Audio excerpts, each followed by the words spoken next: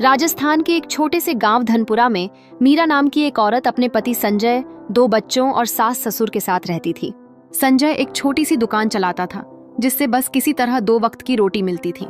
मीरा सादा सी घरेलू महिला थी जो दिन भर बच्चों और परिवार का ख्याल रखती थी। गांव में अक्सर सूखा पड़ता था और काम धंधा ठप हो जाता था। इस बार भी ऐसा ही हुआ। संजय की दुकान पर ग्राहक आना कम हो गए। धीरे धीरे हालत इतनी खराब हो गई कि दुकान बंद करनी पड़ी। संजय ने शहर जाकर मजदूरी करने की ठानी। उसने मीरा से कहा, मैं शहर जाऊंगा, तुम बच्चों और माँ बाबूजी का ख्याल रखना, हर महीने पैसे भेज दूंगा। मीरा भारी मन से मान गई। शहर में काम मिलना आसान नहीं था।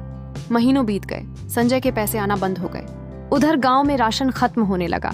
मीरा ने गांव में लोगों से मदद मांगी, पर सबका हाल एक जैसा था। एक दिन ऐसा भी आया जब घर में एक मुट्ठी आटा और थोड़ा सा चना ही बचा था। मीरा की सास ने कहा, बेटी अब भगवान ही मालिक है, ये जो है इसे बच्चों को खिला दे, हम तो कुछ भी खा लेंगे। मीरा रात भर सो नहीं सकी।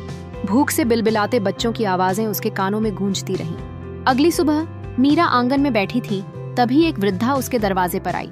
बेटी कुछ खाने को मिलेगा? वृद्धा ने कहा। मीरा ने वो आखिरी मुट्ठी आटा और चना पीसकर रोटियां बनाई और वृद्धा को दे दी। वृद्धा ने रोटी खाते हुए मुस्कुराकर कहा, तेरे हाथों का खाना बहुत स्वादिष्ट है, तू चाहो तो अपने हाथों से लोगों का पेट भर सकती है। मीरा उदास होकर बोली, खाने के लिए कुछ बचा ही नहीं है मां जी। वृद्धा ने अपनी झोली से एक छोटा डिब्बा निकाला। ये लो, ये जादुई मसाला है, इससे बनी रोटियों का स्वाद लोगों को बांध देगा। तुम अपने आंगन में एक छोटा सा तंदूर लगाकर रोटी सब्जी बनाना शुरू करो। मीरा आश्चर्य में पड़ गई। मां जी, ये मसाला क्या वाकई जादुई है? वृद्धा ने मुस्कुराकर कहा, तेरा सच्चा दिल ही असली जादू है बेटी, अब आगे तेरे हाथों का स्वाद ही तेरा भाग्य बनाएगा। मीरा ने वृद्धा की बात मानी।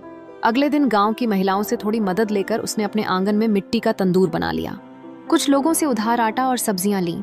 उसने दोपहर को 10 रोटियां और आलू की सब्जी बनाई और अपने घर के सामने एक टोकरी में रख दी। उसने बोर्ड लगाया, मीरा की रोटी, स्वाद में प्यार, दाम में ईमानदारी।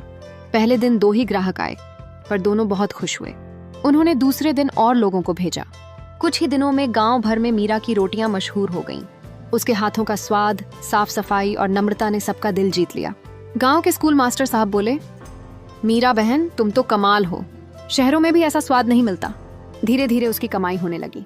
पहले उसने अपना उद्धार चुकाया, फिर रोजमर्रा का खर्च आसानी से चलने लगा।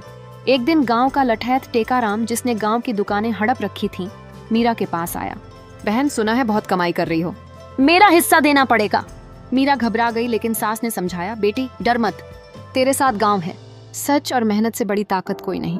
मीरा ने गांव के सरपंच और पंचायत से बात की। पंचायत बैठी और सबने टेकाराम को समझाया, अगर तुमने मीरा को परेशान किया तो गांव में तुम्हारी दुकान कोई नहीं खोलेगा। टेकाराम झेंपता हुआ लौट गया। अब मीरा ने सोचा, क्यों ना और औरतों को काम दिया जाए। उसने अपने जैसी 4 विधवाओं और गरीब महिलाओं को साथ लिया।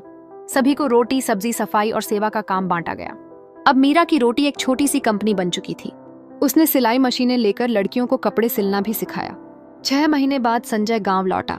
उसने देखा कि मीरा का घर अब पुराना नहीं रहा। पक्की छत, रंगी दीवारें और अंदर हंसी की आवाजें। मीरा ने पूरी कहानी बताई। संजय की आंखों में आंसू थे। मीरा, तुमने तो घर को नई जिंदगी दे दी। एक दिन मीरा फिर उसी जगह बैठी थी जहां से उसने शुरुआत की थी। तभी वही वृद्धा आई। बेटी, रोटी मिलेगी? मीरा दौड़कर उसे लेकर अंदर आई, अपने हाथों से रोटियां परोसी। वृद्धा मुस्कुराई और बोली, अब तुझे जादू की जरूरत नहीं, तू खुद एक जादू बन चुकी है। कभी किसी की मदद को छोटा मत समझो। विपत्ति में आत्मनिर्भरता ही सबसे बड़ा सहारा है। मेहनत और सच्चे मन से किया गया कार्य चमत्कार बन सकता है।